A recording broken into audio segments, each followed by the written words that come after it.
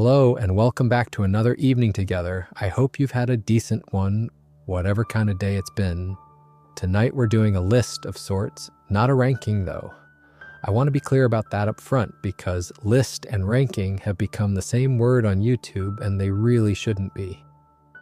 Nothing tonight is in order of how good it was or how close it got. We're just going through the show from one end to the other and stopping every time somebody nearly worked out what Dexter Morgan was. And there are a lot of stops, more than I expected when I started counting, honestly. I sat down thinking I'd end up with maybe a dozen, and by the time I'd got through the Miami years alone, I had well past 20, and that's being fairly strict about what counts. I'm not including every time he sweated a bit. I'm not including every time he told a small lie about where he'd been on a Tuesday. What I'm interested in tonight is the moments where somebody real, a person with a name, either had evidence in their hands or had the truth in their head. Those moments. Here's the thing that jumped out at me while I was putting this together, and I'll say it now so I don't have to keep saying it. Dexter was never nearly caught by police work. Not once, not really. He worked inside a homicide department for years, and the department never touched him. What kept nearly getting him was proximity. It was always a person, a colleague standing in the wrong place, a wife with a good memory, a neighbor, a brother, a man who sold fishing gear in the town where he was hiding. The institution never had a chance. The individuals came within inches, over and over. So that's tonight, season by season, Miami first, then up to Iron Lake at the end, because the snow deserves its own bit. We'll take it slowly. Nothing here builds to anything, and that's on purpose because if you fall asleep in season 4, you haven't missed a payoff. There isn't one. It's just a long list of near things examined by someone who has watched this show more times than is entirely reasonable. If you enjoy this sort of thing and you're not subscribed, that's free to fix and it does genuinely help. But that's the last I'll mention it for a while, right? Get comfortable. Let's go back to Miami. Before we start, one small bit of housekeeping about the spirit of the thing. Going through all the times a show let its main character off the hook can look like an attack if you squint at it wrong. It isn't. Serialized television has a structural problem that no amount of cleverness solves, which is that the show has to keep existing. Dexter can't be caught in season 2 because there are 6 more seasons in the contract. Everybody involved knows this, the audience knows it. So the interesting question was, never will he get away. The interesting question is, what did the writers have to spend to make him get away this time? Sometimes they spent a coincidence, sometimes they spent a character's intelligence. Sometimes, and these are the good ones, they spent something real and it cost the show something real, and you can feel the price. That's the lens tonight, not this was stupid, more like look what they had to move to make this work. I'll also be leaning on a phrase quite a lot, which is worth flagging so it doesn't start to grate. In any real investigation, in any real department, I'm not using it to be snide. It's just a useful ruler. Fiction bends procedure constantly, and it has to, and holding the bend up against the straight line is how you see the shape of the choice. And there's one pattern that emerges almost immediately, which I'll say once properly right now, and then never explain again. Every single time somebody got close to Dexter, the situation resolved in one of 3 ways. The person died, the person left, or the person was discredited. Almost never did Dexter outthink them. He outlived them. That's the machine under the whole show, and once you see it, you can't stop seeing it, which is either a gift or a curse depending on how much you like being able to enjoy things. All right, season 1. One last thing before we start, and it's about the shape of the list. You'll notice as we go that the near misses fall into roughly 3 families, and I'm not going to keep flagging which is which, but it's worth knowing they exist. There are the instinct ones, where somebody looks at him and simply knows, with nothing to back it up. There are the evidence ones, where a physical object exists in the world that shouldn't, a photograph, a slide, a bag, a screw. And then there are the relationship ones, which are by far the most dangerous and the least dramatic, Or somebody who loves him notices that a small domestic detail doesn't add up. The instinct ones never go anywhere because you can't file an instinct. The evidence ones nearly always go somewhere and then get destroyed, buried, or reattributed. And the relationship ones are the only ones that ever actually land because they're the only ones that don't need a court. That's the taxonomy. I'm not going to labor it. But if you find yourself half asleep in about an hour wondering why a particular moment feels different to the one before it, that's probably why. I want to start with dokes because there's something odd about dokes that nobody ever really explains. Here's a man surrounded by trained investigators, a whole floor of them, people whose actual profession is looking at a person and working out what they're hiding.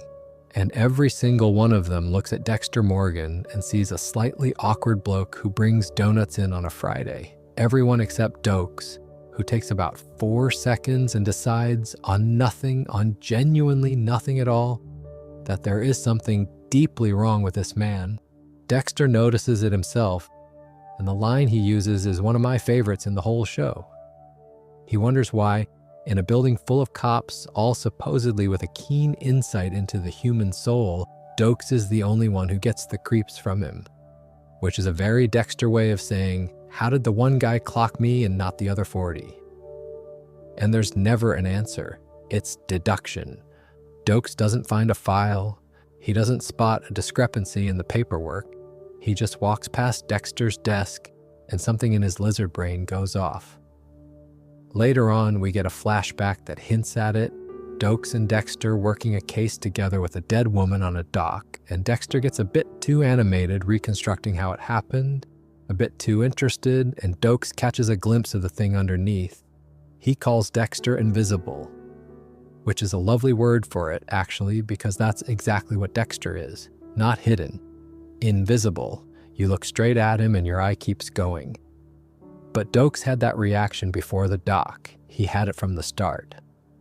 And I've come round to thinking that's the point. The show is quietly telling you that the only detection method that ever works on Dexter is one that can't be written up, filed, or presented in court.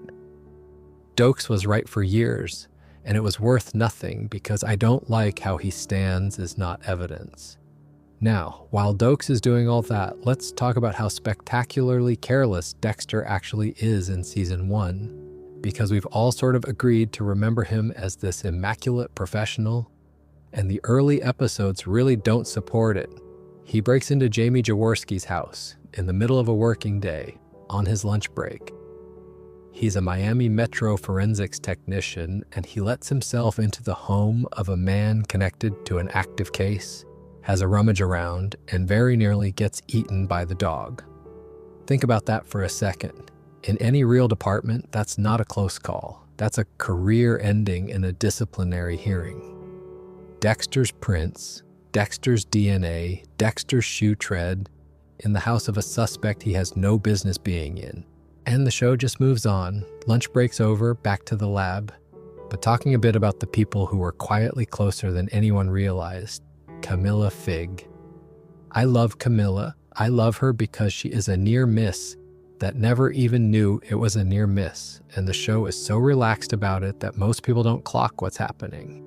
She runs records. She likes Dexter. And what she does, cheerfully for years, is hand him case files on the worst human beings in Miami. He turns up with donuts. She rolls her chair back. She picks him a file. That is his supply chain. That is where the men on his table come from. And she says something to him that has stuck with me for a long time. She tells him that one of these days he's going to tell her, meaning one of these days he's going to explain why a blood spatter analyst spends his evenings reading about unsolved murders that aren't his to solve. And he gives her a perfectly reasonable answer. Blood spatter doesn't take up all his time. He likes it. It fills his nights. She says he's got a morbid sense of fun, and he agrees, and they both laugh, and that's that. She was farther from exposing him than Dokes, was handing him the reason. She just decided it was a hobby. Sort of like how our parents will describe some genuinely alarming thing from their childhood as we made our own fun back then. The explanation arrives, it's slightly odd, and everyone accepts it because the alternative is a conversation nobody wants. And here's a fun detail I always come back to. The blood slides. By season 1, Dexter has a wooden box of glass slides, each one holding a droplet of blood from a person he killed, and he keeps it behind the air conditioning unit in his flat, his rented flat. Without a landlord. Why one of those slides is a confession with a name attached, sitting in a residential building behind a panel in a city with hurricanes. It's the single most incriminating object anyone on television has ever owned, and he stores it roughly where you'd keep a spare fuse box. We'll be coming back to that box more than once tonight, so I won't belabor it, but I did want to note the sheer nerve of it early on. And then there's Brian. Brian is the one exposure in season 1 that didn't come from anyone investigating anything. The ice truck killer doesn't work Dexter out. He recognizes him. He knew him before Dexter knew himself, and he spends a season leaving increasingly personal presence around Miami like a man trying to get his brother's attention at a party, which is a completely different category of danger, and it's worth pausing on. Everyone else in the show has to build a case. Brian just knew from the start because he was there. There's no defense against that. You can't shred it, you can't discredit it, you can't plant evidence to point somewhere else. Someone from your actual past simply walks back in. And notice how it ends, not with Dexter being cleverer. Brian takes Deb, Dexter has to choose, and he kills his own brother and stages it as a suicide in Brian's apartment. Exposure ends because the person who could expose him stops existing. First one, there'll be others. So that's season 1, and what strikes me looking back at it now is how personal every single threat was. Nobody ran a query, nobody cross-referenced a database. It was a colleague's instinct, a records clerk's affection, a dog, and a brother. Not one of them came from the machinery of law enforcement, which was sitting right there the entire time, doing nothing.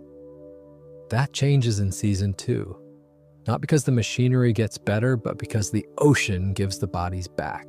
One more from season 1 before we move on, because it's the near miss that runs the other way. Neil Perry. A man walks into Miami Metro and confesses to being the ice truck killer. He knows things. He's convincing enough that the department takes him seriously, and for a stretch, it looks like the case is closed. And Dexter, who knows perfectly well that this man is a fantasist, has to sit in that building and watch his own department celebrate an arrest that's completely wrong, while the actual killer is out there and is, incidentally, his brother. I mention it because it's the first appearance of a habit this show never breaks. Miami Metro's default state is not unable to find the answer. It's actively arriving at the wrong one with enthusiasm. They don't fail to catch Dexter. They keep catching other people instead, which is worse, and which is going to become an actual body count by season 2. And there's a related thing that I don't think gets said enough about season 1, which is that Dexter is working the ice truck killer case. Officially, he's the blood analyst on a series of murders being committed by his own brother as a set of love letters addressed to him personally. He's reading the crime scenes, and he's the intended audience. Every drop of blood in that case was left there for him to look at. In any real investigation, the tech who keeps having personal epiphanies at crime scenes gets asked a question or two. Here, his colleagues just think he's very good at his job, which, to be fair to them, he is. He's just good at it for reasons that would end the conversation. And while we're here, Rudy, Brian spends most of season 1 dating Deb. In the flat Deb shares with Dexter, walking around in the kitchen, putting records on, suggesting theories about Dexter's biological father over the washing up. He is in the house, regularly. Nobody in that family has any idea that the man dancing to Foghat in their living room is the man they're all hunting. That's not a near miss so much as it's a demonstration of the ceiling. If a serial killer can date a homicide detective for a season without anyone noticing, then Dexter Morgan was never in any real danger from a badge. Let's talk about the dive team. Season 2 opens with recreational divers finding bags on the seafloor, and then more bags, and then a great many bags. And the thing I want to sit with here isn't the discovery itself. It's what the discovery reveals about the previous 5 years. Dexter's disposal method, weight the bags, take the boat out, drop them in the water, wasn't a system, it was a delay. Every single one of those bags was sitting there the whole time in a fairly specific patch of ocean in a city where people go diving for fun. He'd been doing it for years. Harry approved it. And it was always going to end exactly this way because the sea does not keep secrets. It just holds them for a bit. I find that genuinely brilliant as a piece of writing, actually. The show didn't need to invent a new threat for season 2. It just let the first season's homework come due. Now, the part that I have never fully recovered from, Dexter gets assigned to work the case, his own case. Bodies he made, blood he spilled, and he is the forensic technician analyzing the evidence. And there's a second layer to it, because once the slides turn up, we'll come to how Deputy Chief Matthews decides the department should keep the forensic analysis in-house and makes Dokes the lead investigator on it. Lead. He's running the lab work on his own murders. He wipes the box for prints, and then FBI technicians queue up to take orders from him about how to process his own trophies. In any real department, that's not just a close call. That's the case solving itself. Evidence handling has chains of custody for precisely this reason. The idea that the man whose blood work let one of the victims walk free in the first place would then be handed the evidence in the investigation into that victim's murder is, and I say this with enormous affection, absurd. And yet it's also, I think, a very Dexter state of affairs. The show's whole thesis is that he hides inside a system, and season 2 just takes that to its logical extreme and lets him hide inside the investigation into himself. There's something almost admirable in how far they push it. Which brings us to Lundy, and I want to be careful here because Lundy deserves better than a paragraph. Frank Lundy is the only investigator in the entire run of this show who is genuinely, unarguably good at his job. He's calm, he builds a profile, he doesn't chase, he narrows. He works out that the killer is meticulous, that the killer has a code, that the killer is almost certainly law enforcement or adjacent, and every single conclusion he reaches is correct. He gets closer to the truth of what Dexter is than anyone before Vogel. And he points the entire apparatus at the wrong man, which tells you something slightly bleak, doesn't it? Being right about the shape of a thing doesn't help if the name you attach to it is wrong. Lundy's profile fit Dokes beautifully, because Dokes was a violent, secretive man with more officer-involved shootings than anyone in the building and a habit of turning up in the case files of the victims. He fit so well that Dexter, watching it happen, just goes along with it and says he'd always sensed something off about Dokes, which is technically true and one of the cruelest lines he ever delivers.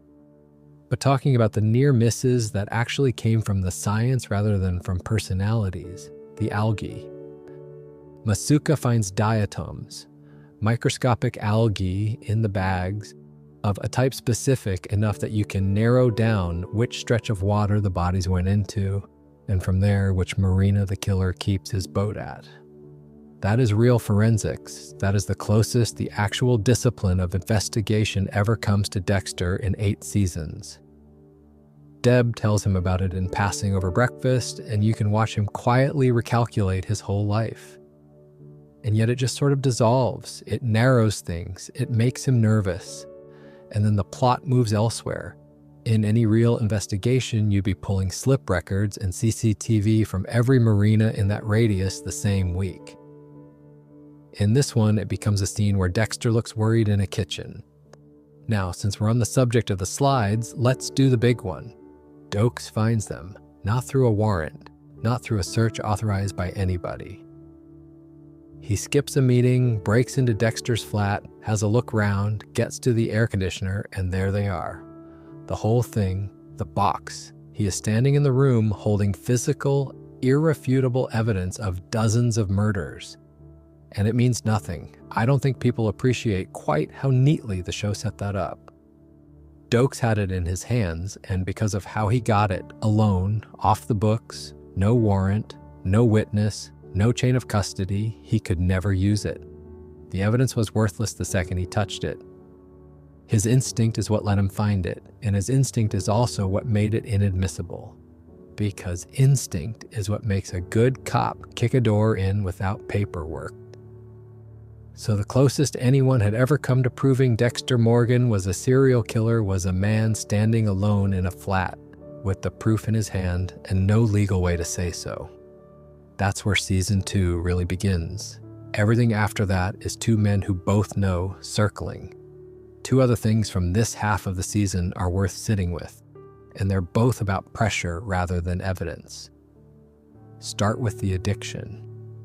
Dexter fakes being an addict to explain his behavior to Rita. He goes to meetings, he gets a sponsor, and it works, and I've never fully been able to accept that it works because of who he's selling it to. Rita's entire history is with an addict. She spent years married to one. She knows the rhythms of it, the lies, the pattern of it, better than almost anyone in the show. She is precisely the person whose instincts should scream at a man who suddenly announces he's been hiding a habit and is now handling it beautifully with the help of a woman who looks like Lila. And yet her hard-won instincts just don't engage. It's a plot convenience, and it's a load-bearing one because the fake addiction is the alibi that gets him through half a season of unexplained absences. To be fair, it's also thematically perfect. The lie is that he has a secret, dangerous compulsion he has to manage day to day with the help of a community and a set of rules. Which is completely true. He's not lying at all, really. He's just letting her fill in the wrong noun. That's the trick he pulls his entire life, and it's never done more elegantly than here. The second one is Batista. Angel interviews Soto's wife and gets frustrated because she keeps insisting her husband was a good man, and he cracks and starts listing the criminal histories of the other victims and suggesting that hers probably had one too. She walks out furious. That's a small scene, and it's doing something quite big. Because Angel is right. He's noticed the shape of the victimology, that all these dead men had records, that somebody was choosing them, and the thing that stops the conversation isn't a lack of evidence. It's grief. It's a widow who won't have it.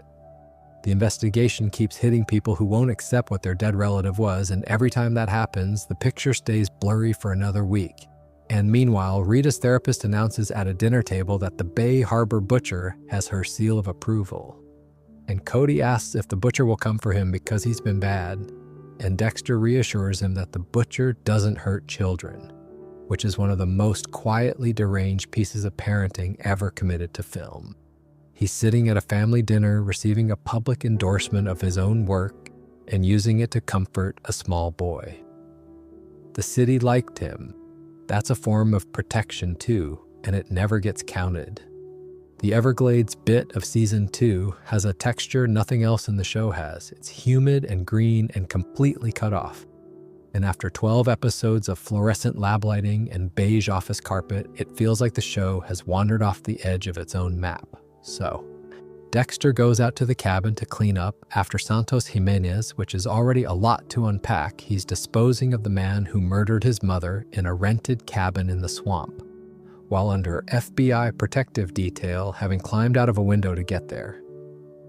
And as he's carrying the remains out to the boat, Dokes steps out with a gun on him. GPS tracker, that's how. Dokes put a tracker on the boat and simply waited. And that's about as complete as it ever gets. Not a suspicion, not a theory, not an inadmissible box in a flat. A serving sergeant of Miami Metro Homicide standing in a clearing watching Dexter Morgan carry a dismembered body to a boat.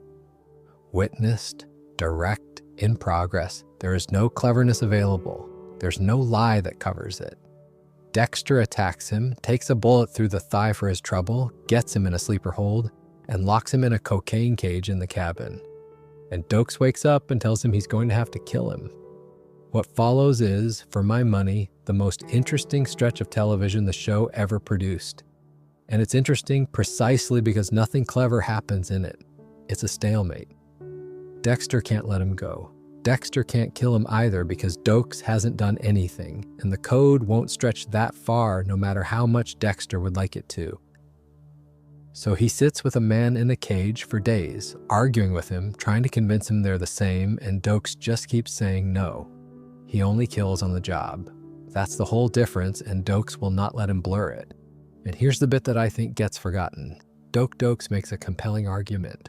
He makes his point, tries to talk Dexter round, points out that the people Dexter loves will be destroyed when this comes out, and that turning himself in is the only version where they survive it. And Dexter agrees. He genuinely agrees. He gives himself a day to sort his affairs. He signs a living trust over to Deb. He takes Rita and the kids out on the boat for an afternoon, and he intends to walk into the station and end it. The most dangerous man in the show didn't beat Dexter with evidence. He beat him with an argument, and Dexter lost. So how does it actually resolve? Lila. I want to be honest, this is the one that tests me. Because the way this exposure ends is that a woman Dexter slept with a few times steals his sat-nav out of his car, drives into the Everglades on her own initiative, finds Dokes in a cage, listens to him explain that Dexter is the Bay Harbor butcher, decides she finds that romantic rather than alarming, refuses to let him out, opens a propane valve, and leaves. Dokes almost gets free. He doesn't. The cabin goes up. In any real version of this story, that's where it ends for Dexter. He's already decided to confess. The only reason he doesn't is that a woman who wasn't looking for him, wasn't investigating him, and had no idea what she was walking into, blew up the problem on a whim. To be fair, the show earns more of it than I'm giving it credit for. Lila's obsession is set up carefully across the whole season, and her reaction to Dokes, pure sympathy for Dexter, having to carry such an enormous secret, poor thing, is completely in character for her. She isn't a coincidence. She's a bomb the writers planted in episode 3 and set off in episode 12. And yet the practical effect is that Dexter is saved by luck and by someone else's hands at the exact moment he'd given up. That's not a criticism so much as it is the show admitting something about itself early on. Then comes the tidy up, and the tidy up is nasty in the best way. The knives Dexter planted, the frame closing around a dead man. Dokes is pulled out of the water alongside body parts, and Deputy Director Adams is satisfied, and Lundy is forced to agree, which is a very deliberate word for the show to use. Case closed. Dokes gets blamed posthumously for Dexter's murders. Man who was right about everything ends up wearing all of it. La Guerta refuses to believe it and starts collecting for a memorial, and everybody looks at her the way you look at someone who won't accept a diagnosis. She was the only one in the building who had it right, and she stayed that way for years. And then there's Masuka, who says the thing nobody wants to hear. He's cataloging the debris with Dexter and mentions, offhand, that the death is provisionally going down as a suicide, because a killer that intelligent and that resourceful would never make a mistake. As basic as letting propane build up in a room with an open flame. So he must have done it deliberately. It's a throwaway line. It's Masuka being Masuka. And it's the first hairline crack in a version of events that the entire department has agreed to believe. And it's completely correct, and nobody follows it anywhere.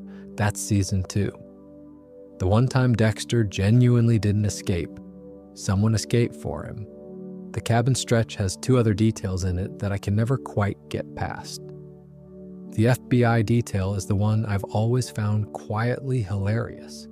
Lundy puts a protective detail on Dexter because Dokes is at large and might come after him. So there are federal agents parked outside his flat watching the door, specifically to keep him safe. And he climbs out of a window and goes to the Everglades to dispose of a body. Federal agents, outside the building, guarding him.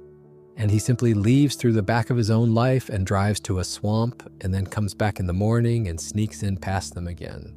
And later he asks Lundy to pull the detail off, and Lundy agrees, and Deb objects, and Dexter reassures her that a trained killer like Dokes wouldn't be daft enough to break cover over a grudge. He's arguing his own protection away with a straight face. In any real protective operation, a subject leaving through a window is the entire reason the operation exists. Someone's watching the back. Nobody was watching the back. The second is the drug runners, and this one is so odd I have to say it out loud to believe it. Dokes gets out of the cage. He's dead. It's in the Everglades and he's out. And the people he runs into are drug runners connected to Jimenez who take him hostage and make him fetch the cocaine out of the cabin. And then Dexter turns up, so we get the two of them fighting side by side. The man who wants to arrest him for 30 murders and the man who committed them, cooperating tactically against a third party. And then the second it's over, Dexter puts him back in the cage. I have genuinely no idea what to do with that scene. It's absurd. It's also, weirdly, the only time in the whole show you see Dexter and Dokes actually work together, and they're good at it, which makes what happens to Dokes worse. Oh, and Deb, incidentally, gets closer to ending all of it than anyone realizes because she digs into Lila and works out she's in the country illegally on an expired visa and could be deported. She goes around to threaten her with it. And what does Lila do in response? Steals the sat-nav. Deb's attempt to protect her brother is the thing that puts the location of his prisoner into the hands of the person who blows the cabin up, which saves him. Everything in this show is like that if you look at it long enough. I don't want to leave him in that clearing without saying this, because he's the only person on tonight's list who deserves a proper send-off. The tragedy of James Dokes isn't that he was wrong, it's that he was right in a way the world had no slot for. Everything that made him able to see Dexter is the same thing that made him unable to prove it. His instinct is what put him in that flat without a warrant. His temper is what made him fit the profile. His secrecy, the special ops history, the shootings, the marriage he walked out of because he was frightened of what he might do, is what made him plausible as the butcher. Every single quality that got him to the truth was the quality that got the truth hung round his neck. There's a conversation he has on a boat with Curtis Barnes, a man who killed his wife, where Barnes invites him to run to Cuba and Dokes says no and shoots him. And Dokes admits, out loud, to a murderer that he left his own wife because he was afraid of killing her. That's the man. He knew exactly what was in him. And he kept it on a lead, and he spent his career pointing at Dexter Morgan and saying that one's got it too, and it isn't on a lead. And he died in a cage in a swamp, and they buried the whole Bay Harbor case in his coffin. The best detective instinct in the series belonged to the man the series used as a scapegoat. And LaGuerta spent 5 years refusing to accept that, and everybody treated her like she couldn't let go. I want to skip most of the plot of Season 3 because the plot of Season 3 is not the interesting thing about Season 3. The interesting thing is that Miguel Prado is the only person Dexter ever chose. Everyone else in the show found out, or nearly found out, against Dexter's will. Dokes hunted him. Brian recognized him. Deb walked in on him. Every single near exposure in 8 seasons is something that happened to him. Except this one, Miguel Prado knows because Dexter decided he should, which makes it technically not a near miss at all. It's a voluntary disclosure. And I'd argue that makes it the most alarming entry on tonight's list because it's the only one where the security failure was Dexter himself. And look at who he picked. An assistant district attorney, a man with subpoena power, a man with access to every case file in the county, professional credibility, a badge-adjacent standing that meant anything he said would be taken seriously by everyone in that building, and a brother in the sheriff's department. If you sat down and designed the worst possible person in Miami to hand your secret to, you would arrive at Miguel Prado in about 10 seconds. Dexter does it because he's lonely. That's it. That's the reason he spent his whole life being invisible. And here's a man looking directly at him and not flinching. And the pull of that is apparently stronger than 20 years of Harry's training, which is quite sad when you put it like that. And I do think it's meant to be. And it's worth being precise about what the failure actually is because it isn't a lapse in tradecraft. Dexter doesn't get sloppy in season 3. His disposal is clean, his kills are careful, his paperwork is fine. The thing that goes wrong is that he wants a witness, not a partner, not an accomplice, not really even a friend, a witness. Someone who has seen him and stayed in the room. And once you've said it out loud to another person, you don't own it anymore. That's the part I think he genuinely doesn't understand until it's far too late. Every other secret he keeps is stored in an object he controls. A slide, a boat, a box behind an air conditioner. This one is stored in a man, and men have their own opinions about what to do with things. Now, because we're on the subject of small objects doing enormous damage, the ring. Miguel kills Ellen Wolf and keeps her wedding ring in a cigar box at home, and Dexter finds it while pretending to research a best man's gift. And what he does is take Ellen Wolf's ring and leave a dry cleaning claim slip in its place. Because the slip proves anything, because it tells Miguel privately that Dexter was in his house and Dexter knows. That's the whole back half of the season, really. 2 men holding each other's secrets and periodically showing the other one a corner of it. Miguel threatens an ethics investigation into Deb over Anton. Dexter escalates. Miguel escalates. It's an arms race conducted entirely in glances across a bullpen. And here's a fun detail that I think is genuinely the most realistic near miss in the entire season, and nobody ever mentions it because it's boring. La Guerta walks into Dexter's office and tells him off for running a test on a key without a case number. That's it. That's the scene. Paperwork. Somebody noticed that a piece of lab work had been done without a corresponding file reference and came to ask about it. And I'd put money on that being how a real Dexter Morgan gets caught. Not a car chase in the Everglades. An audit. Someone in accounts noticing that the reagent usage doesn't match the case load. A supervisor asking why there's a test on the system for a key that doesn't belong to anything. In any real forensics unit, unauthorized lab work on unlogged evidence is the kind of thing that ends in a suspension and a review of everything you've ever touched. Here, it ends in La Guerta being cross for about 40 seconds. The Skinner is worth a brief mention too, mostly because it's a different flavor. George King doesn't want to expose Dexter. He wants to skin him. It's the first time Dexter is nearly a victim rather than a suspect, and it's a useful reminder that hiding among murderers has an occupational hazard the code doesn't cover. And how does Miguel end? You already know, same as always. Dexter kills him with a garrote, and Ramon takes the fall for the Skinner's death, and the whole thing tidies itself away. But I do want to end on the point rather than the plot. Season 3 is the only year where the threat to Dexter was something he built himself, deliberately out of loneliness. And it still resolves the usual way because that's what this show does. He didn't learn anything from it either, which we'll see again in about 5 years when he tells a therapist. The smaller ones from that year stack up in a way that's quite funny in aggregate. Dexter gets into the Prado house by telling the housekeeper he's researching a best man's gift. Norma lets him in. He goes through the man's private things and leaves with a murder victim's wedding ring in his pocket. He is a Miami Metro employee in the home of an assistant district attorney, removing evidence, having talked his way past staff with a lie about wedding presents. The housekeeper saw his face. She let him in. She could describe him to anyone who asked. Nobody asks. Then there's Ramon, who is a genuine exposure risk and gets diffused by his own grief. He's a sheriff's lieutenant, he has resources, he is convinced something is wrong, and he's not entirely mistaken about it. And what happens is that he drinks himself into a state where nobody in law enforcement will take his calls seriously. A man with a badge, an instinct, and a bottle. It's the Dokes situation rerun as tragedy, and it works out the same way, which is to say the person who is partly right ends up discredited.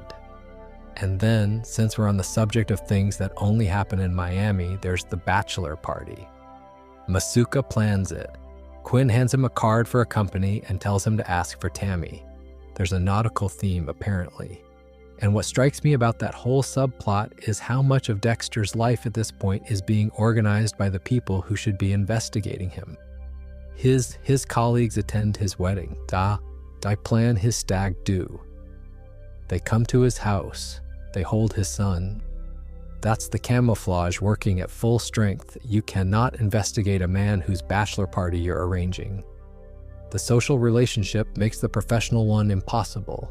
And Dexter, whether by instinct or design, spends his whole career making sure everyone around him is socially entangled with him. It's the same principle as the town, actually, just done inside a police station, which is why what happens up north is such a neat inversion. But we'll get there. Let's start with a smudge. Season 4 gives us one of the only genuinely elegant pieces of detective work in the entire show, and it's about Ash. Deb is going through Lundy's research and she realizes there's a physical trace connected to the Trinity cycle, and she tells Quinn to go and get Dexter's discarded crime scene photographs and look for ash smudges in them. The rejects. The frames. Dexter didn't file. Love that so much, because it's real. That's how it actually works. The thing that catches people isn't the evidence they carefully hid, it's the evidence nobody thought was evidence. The background of a photo somebody took for another reason entirely, and Quinn goes and gets them. Masuka, being Masuka, hands them straight over and makes a joke about it, and mentions in passing that Dexter's a pure jungle cat, and fills Quinn in about Lila, which Quinn files away with visible interest. That's the other thing about this show. The biggest security hole in Miami Metro is Vince Masuka's conversational habits. He will tell anybody anything. Which brings us to Quinn, and Quinn is a different animal to Dokes, and it's worth saying why. Dokes suspected Dexter out of instinct. Quinn suspects him out of resentment. He doesn't get a bad feeling in his gut. He gets embarrassed and irritated and decides to have a poke around. And because his motive is petty rather than professional, he does it badly and off the books, which is a pattern that's going to become extremely important in about a year. But he starts here. Season 4 is where Joey Quinn begins actually looking, and it's also where the show establishes that when a Miami Metro detective decides to investigate a colleague, he does it the way you'd investigate an ex-girlfriend's new boyfriend, but talking about how people actually get caught rather than how they get caught on television, Rita and the Flat. This is my favorite near exposure in the entire series, and I will defend it against all comers. Deb's in hospital after the Lundy shooting. Rita turns up late with Harrison and apologizes because she'd been held up talking to Dexter's landlord, who rang his mobile and got Astor. And Dexter's face does a thing, because he told Rita he'd got rid of the Flat. He hasn't got rid of the Flat. The Flat is where the box is and the tools are and the entire architecture of his second life. He fumbles out something about the security deposit, which doesn't remotely explain why he said he'd given it up, and Rita just looks at him and says they'll talk about it later. Family comes first. That's it. That's how a real Dexter Morgan gets caught. Not in a swamp, not in a cage. A landlord rings about a plumbing problem. An 11-year-old answers the phone, and the lie falls over in a hospital corridor in front of your wife. No forensics, no task force, a phone call, and a woman with a good memory. And it doesn't get resolved so much as it gets outrun because the season has bigger things happening, and Rita's suspicion just sits there in the background, quietly rotting until she's dead. Which is its own kind of answer, and the same answer as always. Since we're on the subject of Arthur, let's do the reverse one. Trinity follows Dexter home. That's the thing people forget about Season 4. The exposure risk isn't only pointing at the police. Dexter spends the year lying to a man who has been successfully lying for 30 years, and at a certain point, Arthur stops accepting the story and starts driving. He turns up. He knows where Dexter lives. He knows about Kyle Butler being a fiction long before the show lets him say so. And the whole final stretch of the season is Dexter being investigated by a serial killer with better tradecraft than anyone at Miami Metro, There's a scene in Tampa where Arthur bangs on the door of his childhood home, pushes past the couple who live there now, and goes up to the bathroom where his sister died and tells Dexter the entire origin of himself. Born in blood, both of us, as Dexter says of himself and Harrison. Then he hugs him and asks if he feels better. Two men pretending to be normal, telling each other the truth in a stranger's bathroom in Tampa. Neither of them noticing for weeks that the other one was doing exactly the same job. It's genuinely one of the strangest relationships in the series, and I don't think the show ever quite got the credit for how weird it let it be. And a brief word on Christine Hill, because she's a near miss by proxy. Christine knows details about the Lundy shooting that she has no business knowing. Deb works it out over Thanksgiving dinner while Cody's asking to see her scars. The detail about looking Lundy in the eye as he died. Deb never told anyone that. So how did Christine print it? It's not about Dexter at all. Quinn wasn't leaking. But it demonstrates the thing this whole show quietly depends on, which is that Miami Metro leaks like a colander. Information walks out of that building constantly, via pillow talk and lab banter and journalists dating detectives. Dexter survives inside an institution with no meaningful information security whatsoever, which cuts both ways and mostly cuts his. So season 4 ends with a wife who'd caught him in a lie, a detective who'd started looking, a forensic thread pointing at Ash, and none of it mattering because the season resolves the way it resolves. Which brings us to season 5 and A Man in a Van. Before we leave season 4, 2 smaller ones that I think are underrated. The first is Masuka and the Ashes. He runs the mitochondrial DNA on the ash Dexter brings in and works out. It came from a woman, which is a genuinely good piece of lab work, and it points toward Trinity's history rather than Dexter's. But look at the process. Dexter is walking evidence from a serial killer's private life into the Miami Metro lab, having his colleague analyze it for him and using the department's resources to research his own target.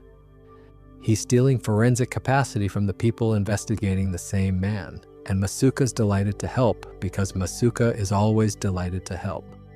The second is Elliot, the neighbor. Rita's marriage is coming apart under the weight of Dexter's absences, and into that gap steps a bloke next door who cleans the fish and makes himself useful and gets a party going in the garden while Dexter is off doing whatever Dexter is doing.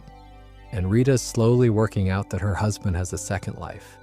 She's just got the genre wrong. She's assembling the evidence for an affair. I find that one of the most human things in the whole show. The signs of a serial killer and the signs of a man having an affair are, from the outside, identical. Unexplained absences, a flat he said he'd given up, lies about where he's been, money he can't account for. Every single indicator points somewhere ordinary, and so ordinary is where everyone goes, which is, when you think about it, why he survived so long. The evidence was everywhere. It just had a much likelier explanation attached to it, and people take the likelier explanation every single time. That's not stupidity, that's how probability works. It's only wrong once. And the last one from this year is Quinn's suspicion about Rita's death, which doesn't detonate until the following season, but is loaded here. He decides correctly that there is something off about the husband, and he starts saying so, which is what a detective is supposed to do. And it destroys his relationship with Deb, and it gets him tangled up with Liddy, and it very nearly kills him. Being right about Dexter Morgan is the most dangerous thing a person can be in this show. It has a mortality rate approaching 100%, and I don't think that's an accident. 2 separate near misses this year back to back, and I want to take my time with both. Let's start with Stan Liddy, because Liddy is a genuinely inspired bit of construction. He's an ex-cop, disgraced, off the force, with nothing to lose and everything to prove. Which makes him one person who ever went after Dexter with absolutely no institutional constraints at all, warrants to worry about. No supervisor, no career to protect, because it's already gone. He wants his job back, and he's worked out that delivering a serial killer is how you do it, and he doesn't care remotely how he gets there. He runs surveillance on Dexter's flat. Cameras, microphones, the lot, requisitioned under Quinn's name on a false case number, which is a detail I adore because it means the equipment used to nearly catch Dexter was checked out of Miami Metro's own store cupboard. And here's how Dexter finds out. The baby monitor. I'm sorry, but that's wonderful. He's on the sofa with Lumen, and Harrison's baby monitor picks up the video signal, and suddenly he's watching himself on a little screen across the room. The most sophisticated surveillance operation ever mounted against him is defeated by a nursery product. There's a lesson in there about hiding in a house that contains a toddler. Then there's the drawer. Dexter and Lumen break into Quinn's flat, because Dexter has traced the requisition to him, and in a bedroom drawer he finds photographs.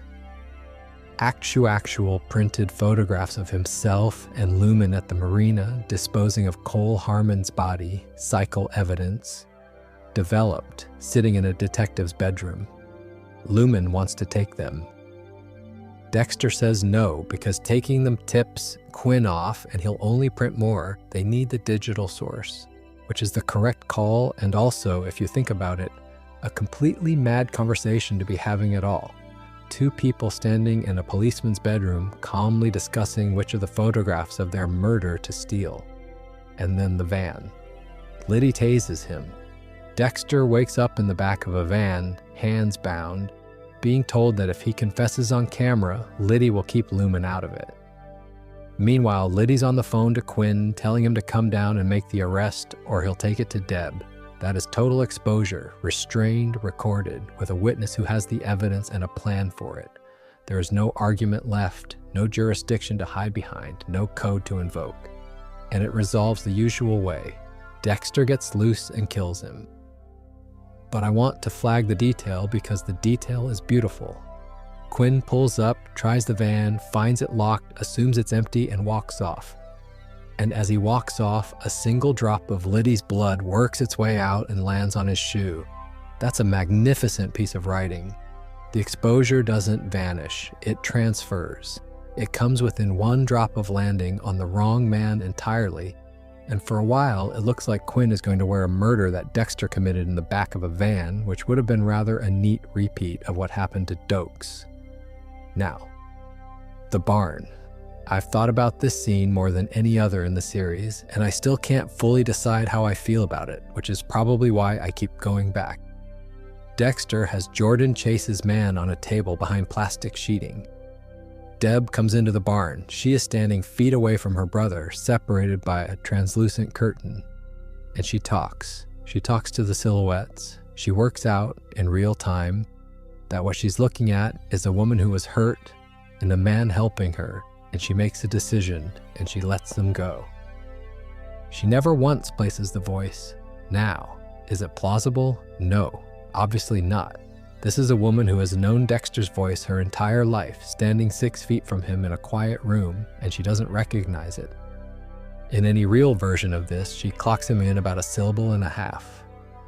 And yet, I think it works, and I think it works because of a line from earlier in the season.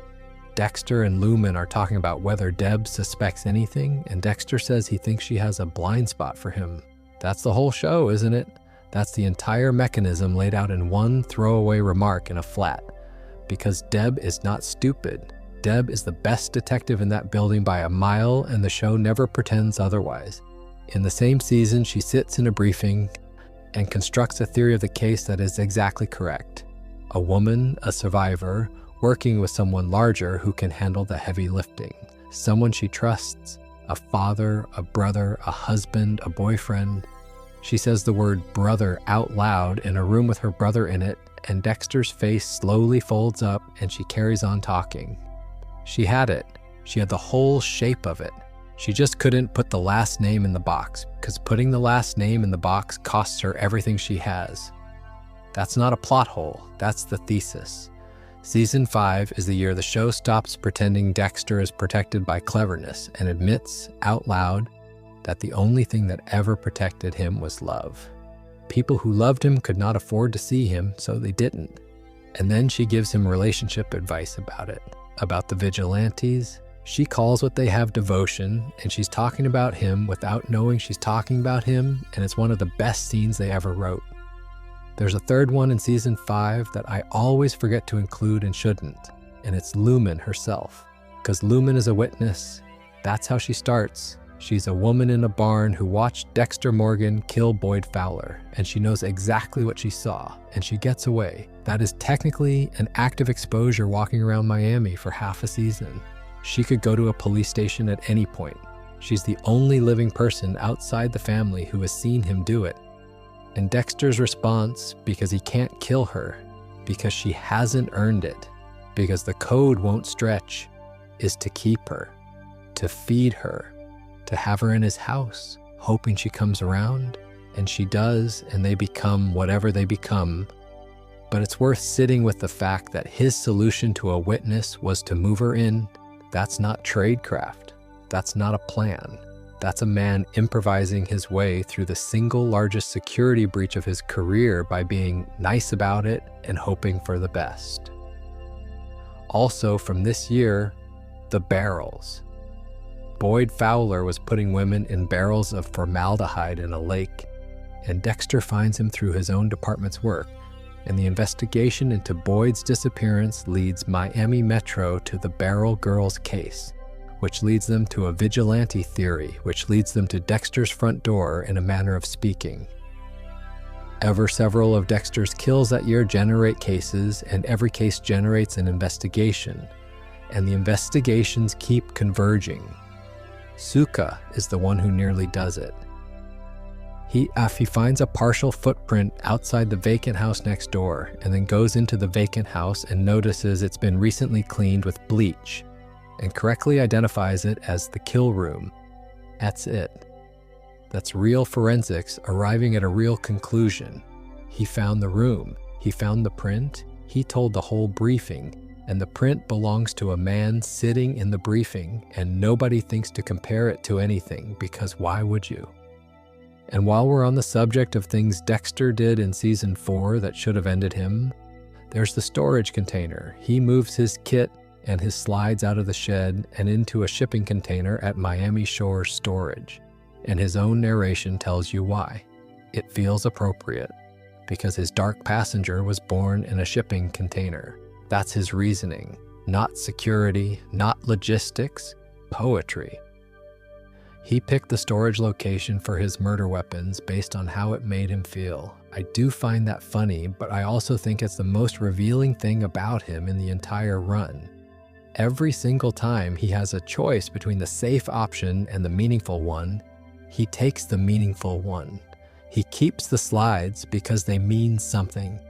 He tells Miguel because he's lonely. He goes to the wedding because he wants to watch. He stores his tools in a metal box because of what a metal box did to him when he was 3. He's not a professional. He's a sentimental man with a hobby that happens to carry a life sentence. And the fact that anyone ever mistook that for meticulousness is the show's greatest trick. And it's rented, by the way, under a name, with a payment, with a gate log. Storage facilities keep records of who comes and goes and when. And there is a paper trail sitting in an office in Miami Shores for the entire back half of this show that nobody ever pulls. Everything in the back half of this show comes from one piece of plastic on a church floor. Dexter kills Travis Marshall in the Doomsday Church, and in the mess of it, because it isn't his usual setup, no plastic sheeting, no preparation, no ritual, just a fight in a building, he leaves a blood slide behind. One slide, roughly the size of a stick of chewing gum, and La Guerta picks it up. Now I want to talk about La Guerta properly, because I think she gets a rough deal from fans, and I've never entirely understood why. Maria La Guerta is right about everything. She was right in season 2 when the entire department, the FBI, and a deputy director all agreed that her partner was a monster, and she stood there collecting for his memorial while people looked at her like she was in denial. She was not in denial, she was correct. And when she finds that slide, her reasoning is airtight, and I want to lay it out because it's genuinely good police work. She takes it to a private lab, quietly, because she doesn't trust her own building. Deb asks why, and La Guerta explains. It can't be a copycat because the fact that the Bay Harbor butcher kept blood slides was never released to the public. Nobody outside that investigation knew, so either the killer is back or he never went anywhere, or Dokes was never him. That is exactly right. That is the correct conclusion, reached from a single object, by the only person in Miami who never accepted the official story.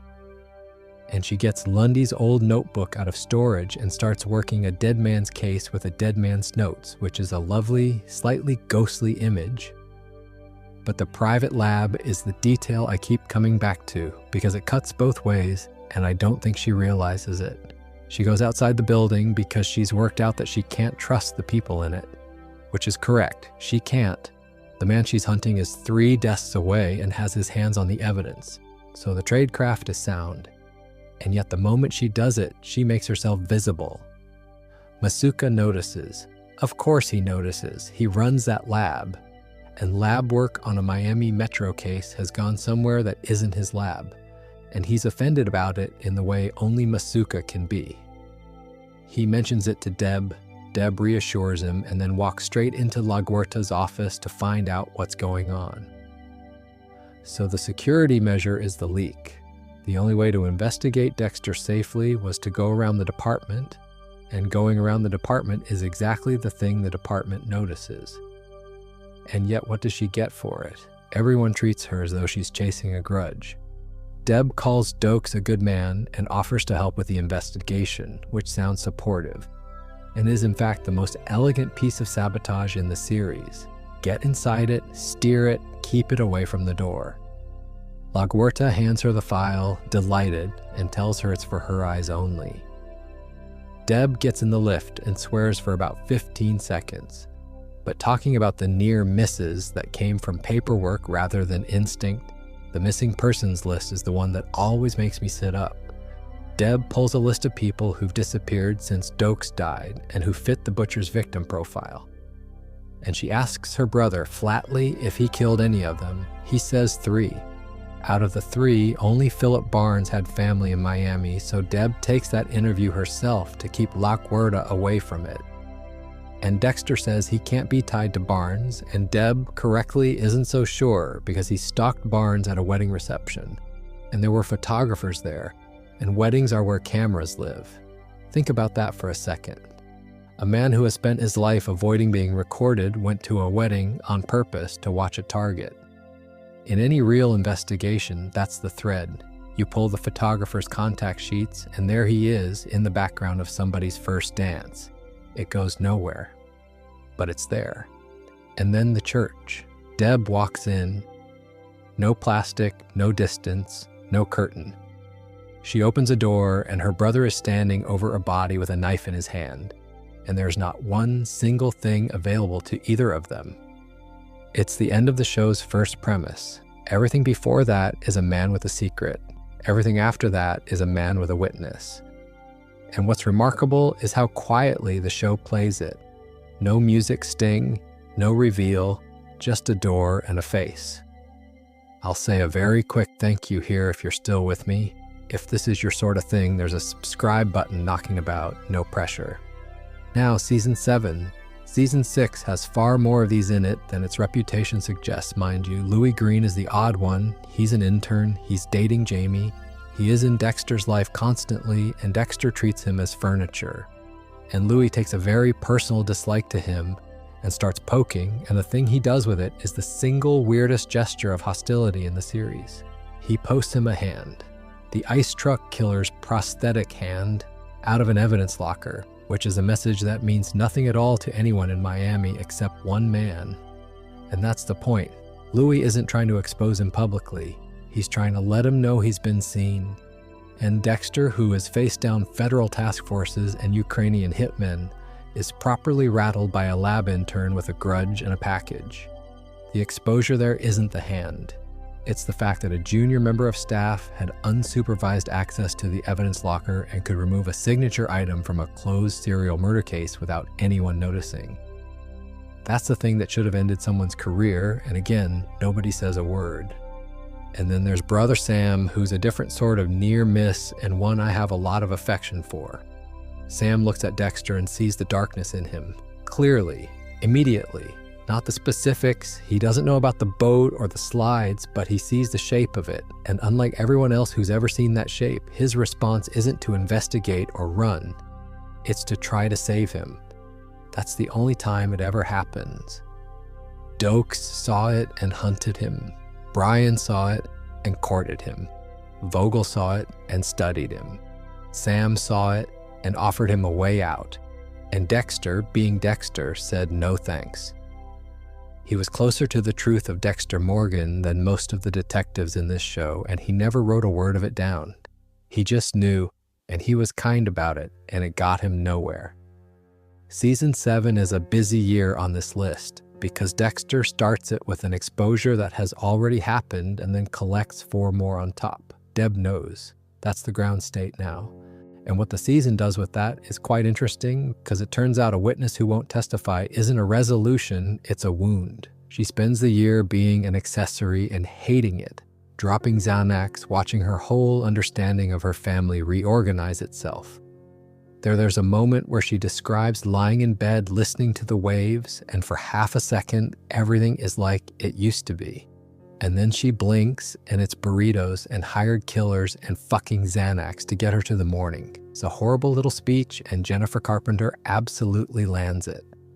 But let's do the ones that came from outside, the blood on the boat. Dexter finds blood on his own boat, runs it, and it comes back as Louis Green, which isn't exposure in the purest technical sense. Dexter's own forensic instincts have turned up a piece of evidence in his own life that he cannot explain, and he's standing in his own lab holding it, trying to work out why a dead colleague was on his boat. The tools that make him safe occasionally make him a suspect to himself. Now, Isaac Sear Coe. Isaac is the only person in the entire show who works Dexter out from first principles, with no access to police files, no instinct, no personal history, and no help. He does it from a body. His man was waiting in Dexter's flat with a gun and ended up dead, and Isaac looks at that and reasons backwards. He had a gun, you had a knife. That's the whole deduction. A man with a gun lost to a man with a knife in a confined space. Therefore, the man with the knife does this a great deal. And then he's just in Dexter's kitchen, making tea, which I've always found the most unsettling image in the series, more than any of the kill rooms, because everyone else who came for Dexter came with a badge or a grudge. Isaac came with an appointment. That's an exposure with no institutional shape at all. There's nothing to discredit, no chain of custody to break. A man from a completely different world simply arrived at the correct answer using arithmetic. But the one I want to spend proper time on is the boat. Not that boat, Matthew's boat. I think this one is beautifully written, and hardly anybody lists it because it's 2 men sitting in deck chairs. Thomas Matthews asks Dexter to come out to the Ocean Master, where he's hanging Christmas lights, and he tells him, as a courtesy, that La Guerta thinks he might be the Bay Harbor butcher. And then, while being extremely friendly about it, he lays out the entire case. She knows your life story, your childhood, what you saw in that shipping container. Most people, that would ruin them for life. Your brother went through the same thing, and look how he turned out. He watched your mother dismembered in front of him and grew up to dismember people. And the butcher dismembered people. Of course, your brother wasn't the butcher. The killings continued after he died. But it's odd, isn't it? And here's another odd thing. That cabin where Dokes died was rented to a man called Jimenez, one of the men who killed your mother. What are the odds? That is the whole thing. That is every single element of Dexter Morgan's actual origin, assembled correctly, spoken out loud, by a man hanging fairy lights on a boat. Matthews has it. He's not even a detective anymore, and he's got it. And Dexter, in real time, with no preparation, invents a story on the spot. He says he saw Dokes on a boat he suspected was being used to dump bodies, that they both had slips at Coral Cove Marina, that he moved his own boat to get away from him and never came forward because he was frightened. And yet Matthews buys it. And then Dexter has to go and manufacture the evidence to make the lie he just told true, which is the most Dexter sentence I've ever written down. That's a near exposure resolved by improvisation. No luck, no third party. He talked his way out of it and then went and built a backdated alibi to catch up with his own mouth. Whatever else you want to say about Season 7, that's a man operating, which brings us round to La Guerta and the boathouse. She and Matthews find a storage key in the old evidence, and they find the boathouse, and inside it there are bin bags and cling film and knives. And her private team pulls Dokes' fingerprint off a knife. And here's what makes La Guerta magnificent. She turns to Matthews and points out that the man she is investigating is a forensics expert who has the skills to plant exactly this. She isn't fooled by the wind. She's found evidence that supports the official story, and her immediate reaction is that it's too convenient, because she knows who she's dealing with. Matt Matthews pressures her to back off, says she can't because she owes it to Dokes to clear his name. And she's still right 5 years on, and nobody will listen, and she keeps going anyway. That stubbornness is both the best thing about her and the thing that gets her killed. The Estrada business I'll do briefly because it deserves a whole video, and I'd rather do it properly one day. Lago La Guarda gets close enough to exposing Dexter that she has him arrested, lets himself be brought in, sits through an interrogation with photographs of himself carrying black bags onto a boat, and explains them away with a broken cooler and a takeaway from Franco's. And then it turns out he has salted the entire thing. The shirt has an evidence number proving it went missing from inventory in 1973. And La Guarda's partial print is on the wallet. He didn't escape the trap. He built the trap, walked into it, and let it close on her. In the lift afterwards, she tells him he set her up and that Dokes always knew there was something wrong with him, which is the closest thing to a eulogy that man ever gets. And how does it end? To the container, the New Year's Eve party, and Deb with a gun, choosing .me as always. The person who knew stops existing. But for once, it wasn't Dexter's hand, and that's the difference that kills the rest of the series. There's Ray Speltzer, too. Deb watches her brother kill a man, not through plastic, not from a doorway. She is there in the aftermath, and she's had to accept it, and the show does something quite cruel with it. It makes Speltzer a man who genuinely got away with it. He walked out of custody, the system failed completely in front of Deb, and then Dexter dealt with him, and she has to hold both of those facts at once. That's the moment her position becomes untenable, and it's why what happens at Christmas happens. She's not protecting him out of denial anymore. She's making a choice over and over, and every choice costs her a piece. And then there's Hannah, who is an exposure of a completely different kind, because Hannah is the only person who ever knew and stayed. She knows what he is, he knows what she is. And instead of it being leverage or a threat or a case, it's just a Christmas tree and a text message, which is remarkable, actually. Every other person who found out either died or became a problem. She's the one who found out and became a girlfriend. Deb hates it, obviously. There's an interrogation-adjacent conversation where Deb tells her to confess and save everyone the trouble, and Hannah, entirely reasonably, points out that Deb hasn't arrested her own brother, so perhaps the moral high ground is a bit crowded up there. And she's right. That's the thing about Season 7. Ever many people in it know.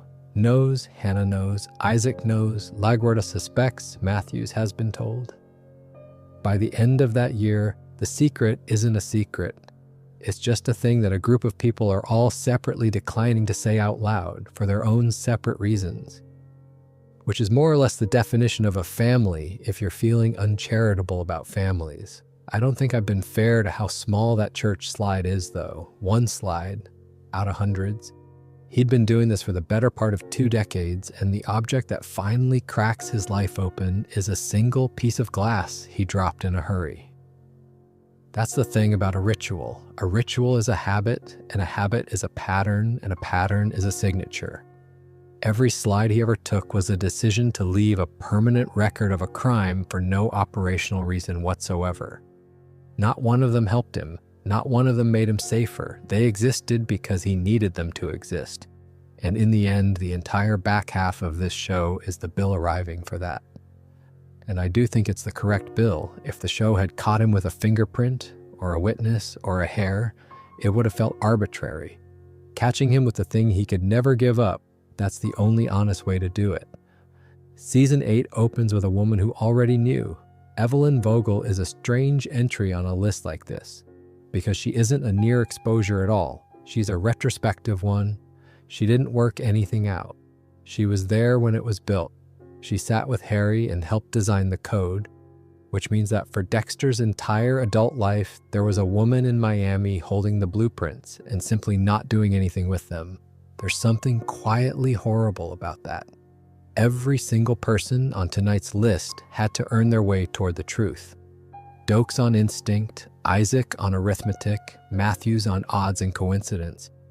And the whole time, there was a neuropsychologist with a filing cabinet who'd known since he was a teenager, drinking tea and getting on with her life.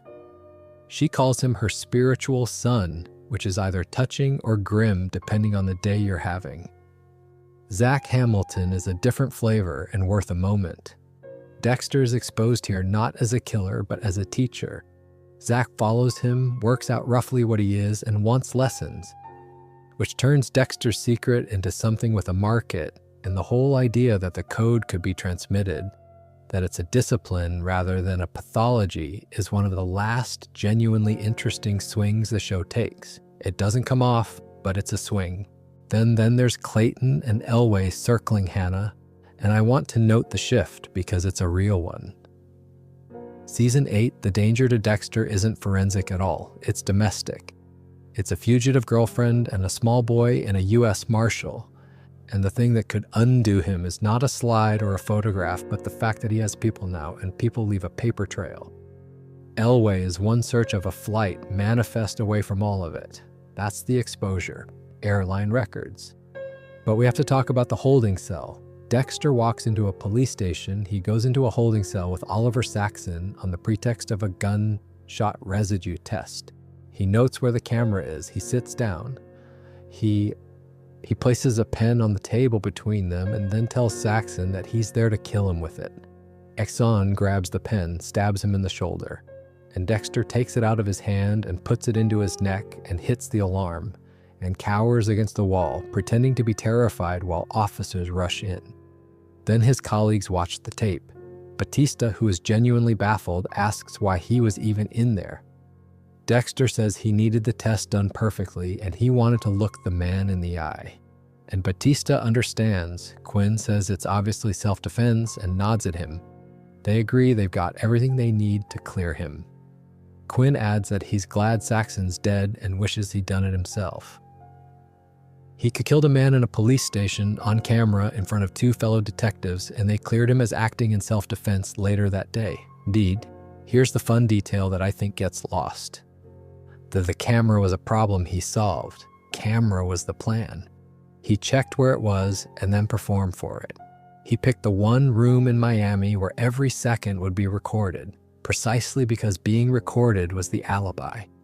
That's the inverse of everything he's ever done. 20 years of avoiding lenses, and then, at the end, he steps in front of one on purpose. By season 8, Miami Metro had gone past being unable to catch him. They had reached a state where you could hand them the footage and they'd file it under self-defense and go for a drink, which is either the show's funniest joke or its bleakest, and I've never quite decided. And that's Miami. 8 years, a dozen people who came close, and a department that never landed a finger on him. So he drives into a hurricane and secretly starts a new life in Oregon. Except, of course, he doesn't. The final year has a few smaller ones in it as well. Cassie Jollinston is murdered in Dexter's own building, which is a lovely bit of pressure because it puts a live homicide investigation with his colleagues in it on his own doorstep, in the hallway outside his flat, with his son asleep down the corridor. His 2 worlds have been kept apart with enormous care for 8 years, and season 8 simply walks Miami Metro into the lobby. And Zach's death and Vogel's put him in the vicinity of bodies over and over in a way that would light up any competent investigator's pattern recognition. He is proximate to a truly astonishing number of dead people by this point. In any real department, somebody runs the numbers eventually. Somebody notices that the blood spatter analyst is a common denominator. Nobody runs the numbers. Nobody ever runs the numbers. Then there's Clayton, the U.S. Marshal, who's after Hannah, and therefore, by extension, after Dexter's whole domestic arrangement. He ransacks Deb's apartment. It's been wiped clean, which is itself a tell. An ordinary apartment isn't clean like that. And he finds flight searches on the computer in Deb's apartment, decides to tail the Morgans on the assumption they'll lead him to her. That's correct police work, aimed at the wrong crime. He's chasing a poisoner, and he keeps walking straight past the more interesting man standing next to her. It's the whole series in miniature, honestly. Everyone in Miami was always investigating something. It was just never quite the right thing. And Elway is one query away. He says it out loud, he'll get into the flight manifests and cross-reference the names against passport photographs. That is exactly how you find people, and it's exactly how Dexter's escape plan dies. And Dexter handles it by sedating her and telling her she'll wake up in Tallahassee, which is not a solution so much as a postponement. And by then, the season has other ideas. A last one from Miami before the snow, and it's a quiet one. By season 8, the thing protecting Dexter isn't cleverness or luck or a code. It's tenure. He'd been in that building for over a decade. He'd been to their weddings, he'd held their babies, Batista had cooked for him, Masuka had planned his stag do, Quinn had shared a beer with him. Deb had run the department with him standing behind her. You cannot investigate that man. Not because the evidence isn't there, because the act of looking at him would require every single person in that room to accept that they had been wrong about someone for 10 years, and that they'd let him near their children, and that their instincts, the instincts they trade on professionally, were worthless. It's not a conspiracy. Nobody's covering for him except Deb, just that the cost of the question is unpayable, so nobody asks it, which is exactly why the pen worked. He didn't need a clever alibi in that holding cell. He needed 12 seconds of footage and a room full of people who had already decided who he was years ago and were never going to revisit it. Iron Lake is cold and small, and I love what it does to the premise, because it inverts the whole thing. In Miami, Dexter hid inside a bureaucracy. We was one employee among hundreds, one blood spatter analyst in the lab, and the sheer size of the institution was the camouflage. Odie notices the man who's always been there. In Iron Lake, population 2,760, there is no bureaucracy to hide in, so he hides inside a community instead. He's Jim Lindsay, who works at Fred's Fish and Game, who's coming line dancing later, who hands the butcher a sharper set of knives when he's struggling with a pig. Everyone knows him, everyone likes him, and that's a completely different exposure risk. In a city, the threat is a database. In a town, the threat is a neighbor with a long memory and nothing much on. So let's do the simplest near miss in the entire franchise, because it's almost insulting how easy it is. Angela Bishop types his name into a search engine. That's it. Audrey tells her that Jim's name isn't really Jim. Angela sits down at a computer, and she prints out Dexter Morgan's obituary. 10 years, 8 seasons. Dokes with his instincts. LaGuardia with her boathouse. Lundy with his profile. Matthews with his odds. And a small-town chief with no forensics budget does it in an afternoon on Google because he made the one mistake nobody in Miami could exploit. He used his own first name. She pulls him over and asks for his license. Not the one for Jim Lindsay, the one for Dexter Morgan. And how does he get out of it? He tells her the truth. Not all of it, obviously, but the load-bearing parts. His wife was murdered. His sister was killed. It was too much, and he wanted to start over. So he took the boat into a hurricane, meaning to die, and he survived. And he took that as a sign. Every word of that is accurate. He builds an escape route entirely out of real grief, which is the most sophisticated lie he ever tells, because there's nothing in it to catch him out on. She tells him relationships are built on trust and wonders whether she can ever trust him again, which is fair. But talking about people arriving at the truth from unexpected directions, the titanium screw. Kurt Caldwell works it out from physics. He picks Jim up outside the pub and later tells him quite calmly that he remembers it snowing that night. Except it wasn't snow, it was ash. And titanium doesn't melt. That's the whole deduction. Ash falling on a town where nothing was burning. And the knowledge that his son had a titanium screw in his shoulder, and therefore that whatever went into that incinerator came back out as ash with one small piece of metal that couldn't. He doesn't have a lab, he doesn't have a warrant, he runs a truck stop. And he gets there years before anyone else does, and then he starts posting the screws to people, which is a genuinely unhinged way to share evidence and completely in character. Not at least one police officer in that town did get there that way. IA civilian did from thermodynamics, but it wasn't Kurt Caldwell. Gann's interview is worth a mention as the procedural version because it's the correct set of questions and it goes nowhere. He asks how many times Dexter interacted with Matt Caldwell. 3, apparently. He points out that people have seen him in the woods with a rifle and that he doesn't hold a hunting license. Dexter says he was hiking and it was for protection. Logan shows him the man on the trail camera and asks what the gun is. And Dexter, being Dexter, cheerfully identifies it as a Remington 700 and adds that there are over 100 of them in this town alone. He's identifying the murder weapon in a murder he committed to the officer investigating it and using his expertise to dilute the evidence in the same breath. That's a small masterpiece, and Logan lets him go back to work. Molly Park is the one that genuinely bothers me. She's a podcaster, so she's the only person in the story whose entire job is publishing things. She notices Jim following her. She notices, when Angela mentions it, that he wasn't sitting anywhere near her and Kurt at the tavern, which means he must have been recording. She works out that he's surveilling her, and yet she's dead before she can say any of it out loud. Kurt watches her leave the tavern, and she's never seen alive again, which means the one exposure that would have gone out to a listenership of hundreds of thousands gets eaten by a completely unrelated serial killer.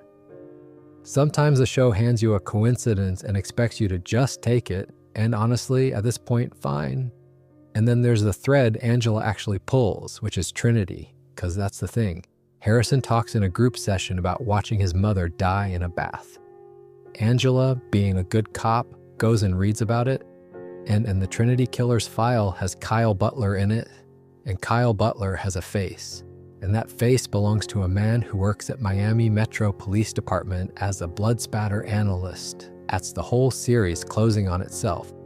The one time Dexter's 2 lives overlapped in season 4 in Miami with a fake name and a family photograph. It sits in a case file for a decade, and then a small town chief in New York State opens it. The arrest is not clever. That's what I like about it.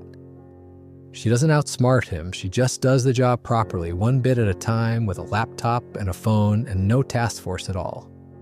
Everyone in Miami was looking at the wrong scale. They were building profiles and task forces and dive teams. They needed one person with an afternoon free. There are a few from Iron Lake that don't get talked about much. Start with the fire. Kurt sprays Jim's cabin with petrol and burns it to the ground and waits outside with a gun, expecting Dexter and Harrison to come running out. They're not in it because they're at his place at the time, which is a nice bit of business. But look at what the fire does. It makes Dexter's home a crime scene. Angela tells him there's evidence of arson, and he has to stand there in the ashes of his own house, watching investigators sift through his belongings, thinking of himself as Mr. Serial Killer while the good folk of the town stay back behind the crime scene tape. Arson investigation at the property of a man with an entire second existence to hide is a genuine catastrophe. Everything he owns is now evidence, and the show is so busy with Kurt that it barely lingers on it. Then there's the anonymous letter. Somebody puts a note in Angela's postbox saying Jim Lindsay killed Matt Caldwell, with a second titanium screw attached. Which is Kurt, obviously, doing the thing where instead of ringing the police like a normal person, he anonymously sends Angela a note and a handful of titanium screws as a sort of forensic breadcrumb trail. It's a real exposure. It's an accusation in writing with physical evidence delivered to the chief of police, and it is entirely accurate. There's also Elric Kane, which is worth a mention because it's the near miss that almost ends with Dexter simply being killed in a wood. Kurt pays a man $5,000 to bring Dexter in, and the man decides halfway through that capture is negotiable and starts shooting. Tier drags a bleeding leg through the snow, doubles back along a creek, leaves a deliberate blood trail to lead him into a summer camp, and finds a knife. I love that sequence, actually, because it's the only time in the whole franchise where Dexter has to survive in an environment, not outwit an institution, not talk his way past a colleague, just be very cold and very hurt in a forest with a man hunting him. It's the most physically competent he ever looks, and it's got nothing to do with being clever. And the last thing, which isn't really a near miss at all, but belongs here. Harrison, the exposure from inside the house. He works it out, and instead of running or reporting it, he wants in. She stands in an underground bunker and looks at Kurt's preserved victims and tells his father that Kurt needs to die too. Dexter admits it, all of it. Wiggles, Trinity, the hundreds. He was never going to be exposed by his son. He was going to be inherited by him, which is arguably worse, and it's the only ending this story could honestly have had. Angela's advantage was never resources, though. It was that nobody told her to drop it. In Miami, taking an interest in Dexter Morgan marked you out as the one with the grudge. Ask Dokes, ask La Guerda, ask Quinn. Iron Lake has no bullpen and no politics, so she could sit down at her own kitchen table and type a name into a search bar without a single person raising an eyebrow at her. Which makes me think the safest place he ever lived was, ironically, the police station. A short one to finish the survey because the prequel adds a handful and it feels wrong to leave them out. The thing about Original Sin is that it shows you the near misses from before the mask was finished. Everything we've talked about tonight involves a man with 20 years of practice. This is the version who hasn't learned yet, and it's a bit like watching someone drive before they've discovered mirrors. He's an intern. He's in the building on sufferance, and he's already doing it. There's a stretch involving a blood drive that I find quietly hilarious because Dexter ends up donating in someone else's name to cover for a colleague, and then Masuka leans on him to donate again under his. So this young man, whose entire future depends on his biological material never being connected to anything, is cheerfully handing over pints of his own blood under 2 different names because he can't work out how to say no to a colleague. That's not a close call in any dramatic sense. It's just wonderfully stupid, and it's exactly the kind of mistake you make at that age. The Spencer business is the one with actual teeth. He goes after a man connected to a missing kid. He baits him with a note demanding money. He attacks him, and the whole thing turns into a struggle he very nearly loses. And then he lets him go on purpose to follow him. It half works. But the thing to notice is how much of it is improvised. There's no plan there. There's a rough intention and a great deal of luck, and Harry standing somewhere in the background with his head in his hands. Which brings me to Harry, who is the actual answer to this whole prequel. Harry is the first person who ever saw it. Before Dokes, before Brian, before Vogel got involved. He saw a boy sitting in a shipping container and he understood immediately what had been made in there. And every other person on tonight's list on seeing that truth did something about it, hunted him, published it, arrested him, or died. Harry looked at it and built a set of rules around it. He didn't expose him, he housed him, and then, shortly before he died, he realized what his son had become and took his own life, which tells you everything about how well he'd thought it through. It deserves a proper evening on its own, honestly, and I've got half a plan for one, so I'll leave it there. One more general observation, because it's been sitting there all night. Look at how often the thing that saves Dexter is somebody else's incompetence at something entirely unrelated. A woman with an obsession blows up a cabin, a drug runner takes a hostage, a serial killer murders a podcaster before she can file, a grieving brother drinks too much to be credible. An intern posts a hand instead of making a phone call. A private investigator decides to blackmail rather than report. None of those people were trying to help him. Every single one of them was pursuing their own thing badly. And the collateral effect was that Dexter Morgan walked away. That's a strange engine to build a show on, and I think it's the reason the later seasons feel wobblier than the early ones, even to people who can't articulate why. Because at some point, the coincidences stop feeling like a world and start feeling like a hand.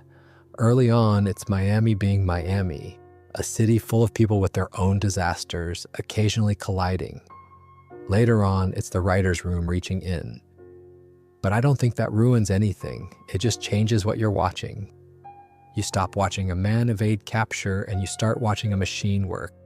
And the machine is quite beautiful in its own right if you're in the right mood for it, which at this hour I usually am. And a small note about the 2 years that bookend all this. In the prequel, he's a young man who nearly gets caught constantly because he doesn't know what he's doing yet. New Blood, he's a man who gets caught properly because he's out of the environment that protected him. And in between, there are 8 years of a man in a bubble, being kept safe by a building full of people who liked him. That's the arc, really, not skill going up. Camouflage going up and then going away. He wasn't better at it in season 5 than season 1. He was just more embedded. I'm not going to run through the list again because you've just had it and there's no point. What I keep coming back to, having spent this long with it, is the sheer number of people whose actual profession was noticing things, who were standing right next to this man for years, and who didn't. And I've stopped believing that's because the writers were lazy. I don't think it's incompetence, and I don't think it's convenience, or not only. I think the show worked out something quite true early on, and then kept quietly demonstrating it for a decade, which is that people don't fail to see. They decline to, because look at what it would have cost them. For Deb, seeing it costs her a brother, a father, and every memory she owns. For Rita, it costs a marriage and a house, and a version of her life she'd fought very hard for. For Batista, a friend. For La Guerta, recognizing the truth about Dexter meant being the woman who was right about her partner. Why one of them was standing in front of a door, and behind the door was the truth, and the price of opening it was everything, and so they didn't open it. Not because they couldn't, because it was unaffordable. The 2 exceptions are the 2 who had nothing to lose by looking. Dokes never liked him. That's it. That's the whole qualification. He had no relationship with Dexter Morgan to protect, no version of the man he needed to keep. And so his eyes worked fine. She pegged Dexter almost immediately, and everyone told him he just had a grudge. Angela, 20 years and 2,000 miles later, is the same.